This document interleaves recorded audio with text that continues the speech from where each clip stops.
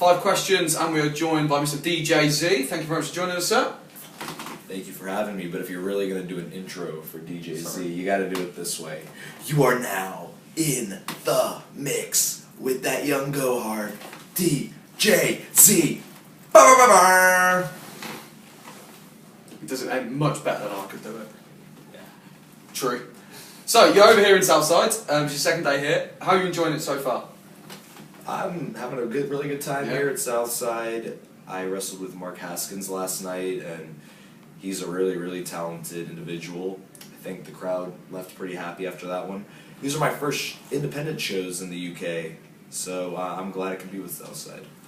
Excellent. You've done wrestling all over the world. You've wrestled in Mexico, America. How do you find the British audience compared to the Mexican audience, the American audience?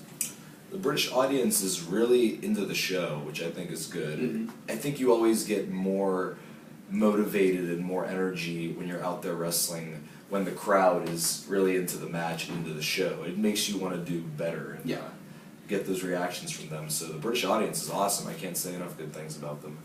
Excellent. You started wrestling at a young age. Do you think, and there's a few other guys out there like Robbie X who you've seen started wrestling young, Will Ospreay, Mark Andrews. Do you recommend starting young, or is it something you should do in your early to mid-20s when you've got a little bit more life experience behind you? To me personally, I think it's better if you start young. Yeah. I started when I was 16, and I didn't have a whole lot of real life responsibilities back then. So I had more time to devote to wrestling training and just studying wrestling in general. I was obsessive back then.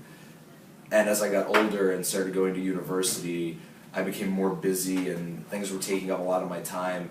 And I can't imagine starting wrestling in the middle of all that. I can't imagine having the money to pay for wrestling training while I was in university and doing all these adult things. So I think it's better to start young when you have less stuff to worry about.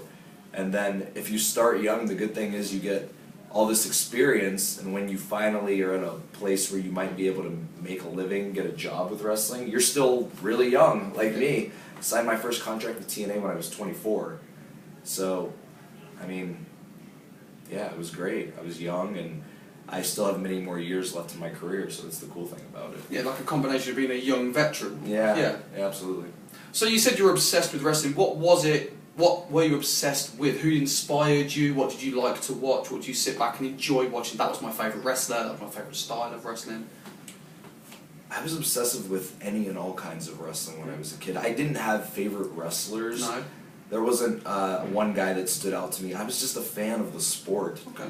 In particular, I loved Japanese wrestling, but a very particular kind of Japanese wrestling.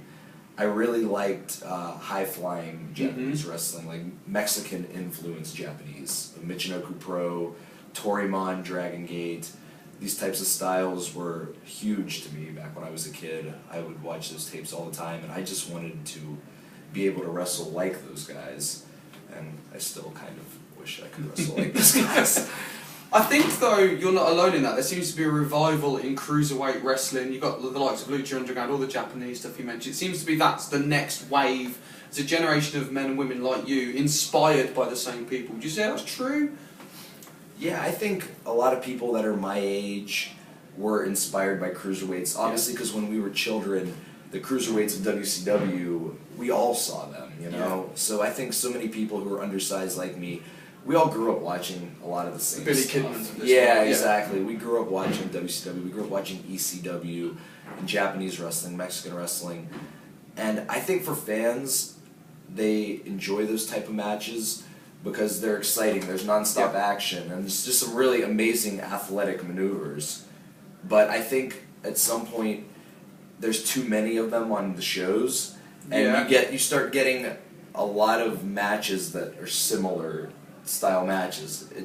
It's cool to see like wrestlers doing 450s and shooting star presses, but when they can do them in every single match, waters down the impact of it. The novelty kind of wears off. So I obviously think cruiserweight wrestling has its place on a wrestling show, but I think the best wrestling shows are the ones that have a variety. There's some cruiserweight matches, there's some big man matches, there's a hardcore match, a women's match, you know.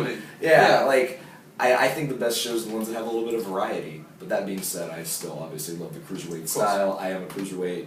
And a former X Division champion, of course. And a former X Division champion. For your final question then, you've been heavily involved in the blossoming TNA career of Mark Andrews. Can you give us a quote on just your opinions of Mark from what you've seen, being so close to him? Mark Andrews is incredibly talented given his age and experience level. I remember when I was 22, that's how old he was, like 22, right?